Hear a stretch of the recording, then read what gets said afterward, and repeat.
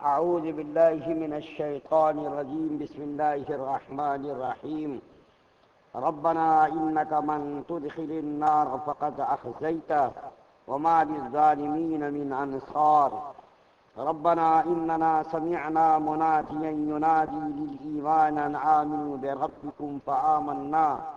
ربنا فاغفر لنا ذنوبنا وكفر عنا سيئاتنا وتوفنا مع الأبرار. ربنا وآتنا ما وعدتنا على رسلك ولا تخزنا يوم القيامة إنك لا تخلف الميعاد.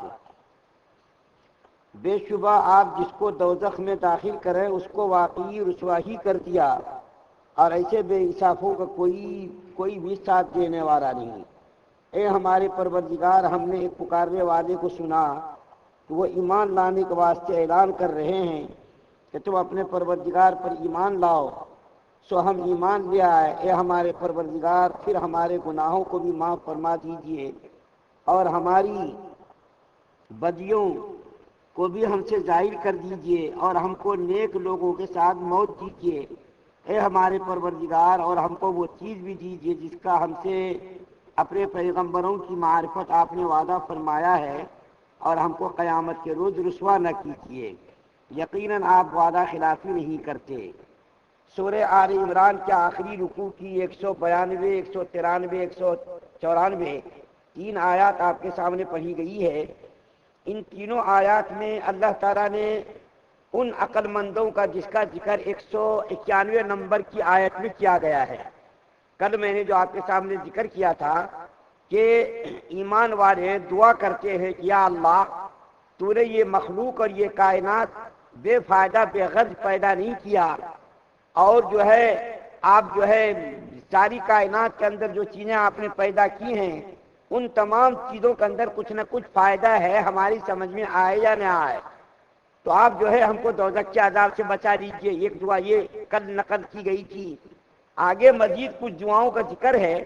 192 نمبر کی آیت پہ اللہ تعالیٰ سے مومن بندہ یہ دعا کر رہا ہے، عقل مند بندہ، کہ میرے پروردگار، آپ نے جس کو دوزخ کے اندر داخل کر دیا وہ تو ذلیل و رسوا ہی ہو گیا۔ ظاہر بات ہے جہنم سے زیادہ، دوزخ سے زیادہ برا ٹھکانہ، بری جگہ تو کچھ ہو ہی نہیں سکتی، جس کے بارے میں ہے کہ دوزخ ایسا مقام ہے، ایسی جگہ ہے جہاں کسی قسم کے آرام کا کوئی تصور ہی نہیں ہے۔ ہر قسم کے عذابات، مصائب و آلام، تکالیف اور شدائد کا وہاں شدائد کی بھرمار ہے دوزخ کے اندر۔ تو اللہ تعالیٰ سے دعا کر رہے ہیں، میرے پروردگار، آپ نے جس کو دوزخ کے اندر داخل کر دیا وہ تو ذلیل و رسوا اور خوار ہی ہو گیا۔ اس کے بعد پھر آگے کیا ہے؟ اللہ تعالیٰ مومن بندوں کی دعاؤں کو ذکر کرتے ہیں کہ میرے پروردگار، آپ کے پکارنے والے نے آواز لگائی، آپ کے پکارنے والے نے آواز لگائی ایمان کے بارے میں، تو ہم نے اس کی دعوت پر لبیک کہا، ہم نے اس کی دعوت پر کیا کہا؟ لبیک کہا، اور ہم ایمان لے آئے۔ اب یہاں پر پکارنے والے سے مراد کون ہے؟ روح المعانی کے جو مصنف ہیں علامہ روح المعانی رحمۃ اللہ علیہ کہتے ہیں کہ منادی سے مراد اللہ کے رسول صلی اللہ علیہ وسلم کی ذات اقدس ہے، اور یہی قول حضرت عبداللہ بن مسعود اور حضرت عبداللہ بن عباس رضی اللہ تعالی عنہم اجمعین سے نقل کیا گیا ہے کہ اللہ کے رسول صلی اللہ علیہ وسلم کی ذات مقدسہ ہے۔ پکارنے والے سے مراد اللہ کے رسول صلی اللہ علیہ وسلم کی ذات مقدس ہے۔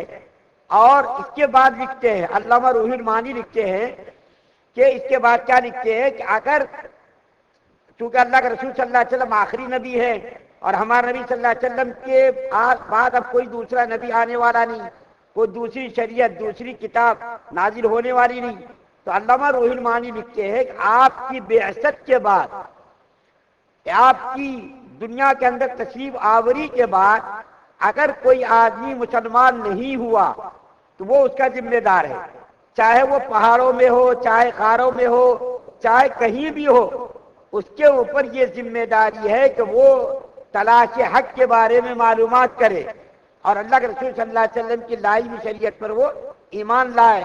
چنانچہ لکھتے ہیں کہ اگر کوئی آدمی پہاڑ میں مقیم ہے اور وہاں کسی کا آنا جانا نہیں، وہی رہتا آدمی، وہی زندگی گزارتا، وہی کھاتا پیتا، وہی مر جاتا، اس کے اوپر بھی ایمان لانا ضروری ہے۔ اور اللہ کے رسول صلی اللہ علیہ وسلم کے اوپر جو شریعت نازل ہوئی، جو قرآن نازل ہوا، اس قرآن پر، اس شریعت پر اور اللہ کے رسول صلی اللہ علیہ وسلم پر ایمان لانا ضروری ہے۔ اس کے اوپر یہ ذمہ داری ہے کہ وہ بھی تلاش حق کرے اور اللہ کے رسول صلی اللہ علیہ وسلم کی لائی ہوئی شریعت پر ایمان لائے۔ اور اس کے بعد پھر کیا ہے، یہ دعا نقل کرتے ہیں کہ اے میرے پروردگار، میرے گناہوں کو بھی بخش دیجیے، میرے گناہوں کو بخش دیجیے۔ اور اس کے بعد کہتے ہیں، مومن بندہ کہتا ہے کہ میرے گناہوں کو، میری بدیوں کو نیکیوں سے مبدل فرما دیجیے۔ کیا ہے یہ؟ میرے گناہوں کو، میری بدیوں کو نیکیوں سے بدل دیجیے۔ ایک تو میں نے آپ کے پکارنے والے کی آواز سنی اور اس کے اوپر ایمان لے آئے، اور ایک بات اور بیچ میں اب یاد آ گئی مجھ کو، علامہ طبری رحمۃ اللہ علیہ جو مفسر بہت بڑے ہیں، وہ کہتے ہیں کہ پکارنے والے سے مراد یہ قرآن پاک ہے۔ علامہ طبری رحمۃ اللہ علیہ کے بقول پکارنے والے سے مراد کیا ہے، یہ قرآن پاک ہے۔ اب یہ قرآن پاک قیامت تک لوگوں کے لیے روشنی کا مینار ہے، قیامت تک آنے والی نسلوں کے لیے کیا ہے، یہ قیامت تک کے لوگوں کے لیے، نسلوں کے لیے کیا ہے، قرآن پاک ہدایت کا ذریعہ ہے۔ تو یہ قرآن پاک سب سے پہلے اللہ کے رسول صلی اللہ علیہ وسلم کو نازل ہوا، اس کے بعد براہ راست صحابہ کرام نے اللہ کے رسول صلی اللہ علیہ وسلم کی ذات سے استفادہ کیا، اللہ کے رسول صلی اللہ علیہ وسلم کی ذات اقدس سے صحابہ کرام نے استفادہ کیا، صحابہ کرام سے تابعین نے استفادہ کیا، پھر اس کے بعد تابعین، تبع تابعین، مجتہدین، علماء، محدثین، مفسرین، علماء ہے، اور ان سب کے ذریعے ہم لوگوں کو یہ ایمان ملا۔ تو صحابہ کرام کو تو بلا واسطہ ایمان مل گیا، کوئی واسطہ بیچ میں نہیں۔ تابعین کو ایک واسطے سے ایمان ملا، تبع تابعین کو 2 واسطوں سے ایمان ملا، اور ہم لوگوں کو کئی واسطوں سے ہم لوگوں کو ایمان ملا۔ تو ایمان والا دعا کر رہا ہے، یا اللہ میرے گناہوں کو، میری خطاؤں کو معاف فرما دیجیے، میری بدیوں کو نیکیوں سے بدل دیجیے۔ اور کیا دعا کر رہا ہے عقل مند آدمی، جس کو اللہ تعالیٰ نے عقل مند کہا، وَتَوَفَّنَا مَعَ الْأَبْرَارِ، اے ہمارے پروردگار ہم کو نیک لوگوں کے ساتھ موت دیجیے، یعنی مرتے ہی ہم کو نیک لوگوں کے ساتھ شامل کر دیجیے۔ بہت بڑی یہ دعا ہے کہ مرتے ہی مجھ کو، یا اللہ اے ہمارے پروردگار نیک لوگوں کے زمرے میں ہم کو شامل کر دیجیے۔ اور اس کے بعد جو آخری آیت پڑھی گئی، اس آیت کریمہ کے اندر اللہ تعالیٰ فرماتے ہیں، مومن بندوں کی دعاؤں کا ذکر کرتے ہیں کہ ہمارے پروردگار آپ نے نبیوں کے ذریعے، رسولوں کے ذریعے جو وعدہ کیا اس وعدے کو پورا کر دیجیے۔ جن چیزوں کا ظاہر بات ہے نبیوں نے آ کر کے لوگوں کو ہدایت کی تعلیم دی، ہدایت کی دعوت دی، نیک راستہ بتایا، اور اللہ کی معرفت اور اللہ تک پہنچنے کا جو ہے راستہ بتایا، تو ان سب تمام چیزوں کو خلاصہ کہ اللہ کی رضا، جنت کا ٹھکانہ، اور جنت کے لطف و انعامات کے جتنے بھی سامان ہو سکتے ان نبیوں نے وعدہ کیا۔ تو مومن بندہ دعا کرتا ہے، اے ہمارے پروردگار آپ نے نبیوں کے ذریعے جو ہم سے وعدہ کیا، نبی نے آپ کا قول نقل کیا، اور جن چیزوں کا نبیوں کے ذریعے آپ نے وعدہ کیا، یا اللہ وہ چیزیں ہم کو عطا فرما دیجیے۔ اور ولا تخزنا یوم القیامہ، اور قیامت کے دن آپ ہم کو ذلیل و رسوا مت کیجیے۔ بڑی اہم دعا ہے، ان دعاؤں کو یاد کر لینا چاہیے۔ قیامت کے دن یا اللہ ہم کو ذلیل و رسوا مت کیجیے۔ قیامت کیسا ہولناک منظر ہوگا؟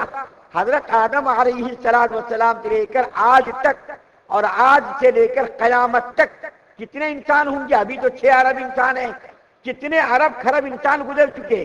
جب قیامت کا دن ہوگا، مجمع عام ہوگا، اور ساری کائنات کے اندر جتنے بھی انسان پیدا ہوئے اور جتنے انسان پیدا ہوں گے، اولین و آخرین، سارے انسانوں کو وہاں قیامت کے دن جمع کیا جائے گا۔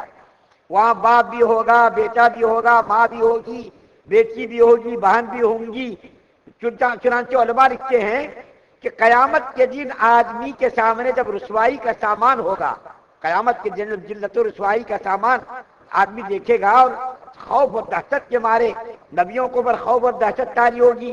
ہم اور آپ کی کھیت کی مولی ہیں، نبی بھی لرزاں اور ترساں ہوں گے قیامت کا ہولناک دن سے۔ آدم علیہ السلام سے لے کر حضور صلی اللہ علیہ وسلم تک جتنے بھی پیغمبر آئے، تمام انبیاء کرام اور تمام رسول قیامت کے دن اللہ کے خوف کے مارے دہشت زدہ ہوں گے، لرزاں ترساں ہوں گے کہ کہیں ہماری پکڑ نہ ہو جائے۔ تو تو اس ہولناک دن کے اندر سارے لوگ ہوں گے، کتنی ذلت اور رسوائی کا خوف اور ڈر ہوگا. کچھ لوگ ایسے ہوں گے جو بغیر حساب کتاب کے جنت کے اندر داخل کر دیے جائیں گے. جنت کے اندر داخل ہونے کے دو طریقے ہیں. ایک تو یہ کہ مومن بندے کو اللہ تعالیٰ بغیر کسی حساب کتاب کے پہلے مرحلے میں جنت کے اندر داخل فرما دیں گے. ایک طریقہ یہ ہوگا کہ سب سے پہلے مومن بندے کو ان کے گناہوں کی وجہ سے دوزخ کے اندر ڈالیں گے، اور اس کے بعد دوزخ کے اندر پاک صاف کر کے اس کے گناہوں کی آلودگی کو، آلائش کو پاک کر کے، کیونکہ جنت پاک اور مقدس جگہ ہے اور وہاں کوئی آلائش والا، گندگی والا جا نہیں سکتا. تو مومن بندوں کو جہنم کے اندر ڈالیں گے، اور جہنم کے اندر ڈال کر کے اس کے گناہوں کی آلودگی کو، آلائش کو، ناپاکیوں کو پاک صاف کر کے نکال کر کے اس کے بعد پھر جنت کے اندر ڈالیں گے. تو جہنم کے اندر تھوڑی دیر کے لیے بھی جانا کیا کوئی معمولی چیز ہے؟ جہنم کے اندر اگر تھوڑی دیر کے لیے بھی اللہ تعالیٰ نعوذ باللہ ثم نعوذ باللہ اگر ڈال دیا جائے تو کیا معمولی چیز ہے؟ آپ بتائیے، دنیا کے اندر کی جو آگ ہے وہ جہنم کی آگ سے 70 گنا، 90 گنا، 99 گنا اس کی حرارت کم ہے، اس کی شدت کم ہے. اس کے باوجود اس میں سے کون بندہ ایسا ہے جو بتائیے ایک سیکنڈ یا چند سیکنڈ کے لیے آگ کو ہاتھ پر رکھ لے؟ آگ کا چھوٹا سا ٹکڑا بھی آدمی رکھنا گوارا نہیں کرتا. اور اگر کبھی روٹی پکاتے وقت، کھانا بنتے وقت بھاپ کی تپش اگر آدمی کے بدن پر لگ جائے تو آدمی کے چھالے پڑ جاتے ہیں. تو قیامت کا دن اتنا ہولناک ہوگا کہ علماء لکھتے ہیں کہ وہاں قیامت کے دن بہت سارے لوگ یہ تمنا کریں گے، کیونکہ بھائی کے سامنے ان کے جو ہے نام اعمال نکلیں گے، باپ کے سامنے اس کے نام اعمال نکلیں گے، بیٹے کے سامنے اس کے نام اعمال نکلیں گے. ارے بہترین تقریر کرنے والا، بہترین لوگوں کو سمجھانے والا، اور وہاں دیکھو یہ اندر اندر کرتا چھپ چھپ کر کے. تو وہاں ہم کو بھی ڈر ہوگا، آپ کو بھی ڈر ہوگا، سب کو بھی ڈر ہوگا. ہر آدمی یہ تمنا کرے گا جو گناہگار ہوگا، وہ یہ تمنا کرے گا کہ یا اللہ آج حساب کتاب مت لیجیے اور جہنم کے اندر ڈائریکٹ ڈال دیجیے. آدمی یہ تمنا کرے گا کہ تاکہ ہماری پردہ پوشی ہو جائے، ہمارے گناہوں کے جو دفاتر ہوں گے، ہمارے گناہوں کے جو بڑے بڑے دفتر ہوں گے، ان دفتروں کے نام اعمال سامنے نہ آئے اس سے پہلے ہم کو جہنم کے اندر ڈال دیجیے. ایسے بھی بہت سارے لوگ ہوں گے. تو اس دعا کے اندر اللہ تعالیٰ نے مومن بندوں کی بہت ساری دعاؤں کو نقل کیا ہے، اور اخیر میں اللہ تعالیٰ فرماتے ہیں کہ مومن بندہ یہ دعا کرتا، انک لا تخلف المیعاد، یا اللہ آپ وعدہ خلاف نہیں ہیں، آپ تو صادقوں میں صادق ہیں اور حق بات کرنے والے حق بات کرنے والے ہیں. آپ تو نعوذ باللہ جھوٹے ہو ہی نہیں سکتے، اور آپ کا وعدہ بھی جھوٹا نہیں ہو سکتا نعوذ باللہ. آپ تو وعدے کے پکے ہیں، سچے ہیں، آپ اپنا وعدہ پورا کر دیجئے. مطلب کیا ہے؟ یہ جو دعائیں مانگی گئی ہیں ان دعاؤں کو آپ یا اللہ قبول کر لیجئے، اور نبیوں کے ذریعے جن چیزوں کے دینے کا آپ نے وعدہ کیا ہے ان چیزوں کو ہم کو عطا کر دیجئے، اور جو ہے آپ وعدہ خلاف نہیں ہیں، اپنا وعدہ پورا کر دیجئے. یہ جو دعا اس وقت نقل کی گئی ہے، اگر کسی کو ان دعاؤں کے الفاظ یاد نہ ہو، پہلی بات تو ان دعاؤں کو الفاظ کے ساتھ یاد کرنی چاہیے، کیونکہ قرآن کے اندر نورانیت ہے، برکت ہے. کیا ہے؟ کوئی بہت بڑی چیز نہیں ہے. تھوڑی سی توجہ، تھوڑا سا دھیان اگر دیا جائے تو ان دعاؤں کو آدمی یاد کر سکتا.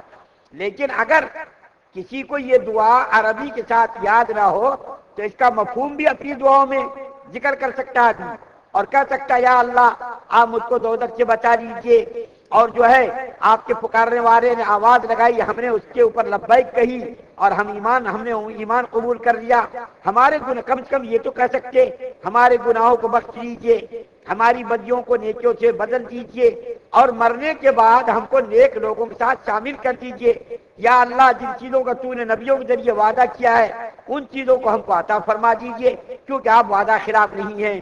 تو اگر کسی کو عربی الفاظ کے ساتھ دعا یاد نہ ہو تو اس کا مفہوم بھی بیان کر سکتا، اپنی زبان میں، کسی بھی زبان میں بیان کر سکتا آدمی.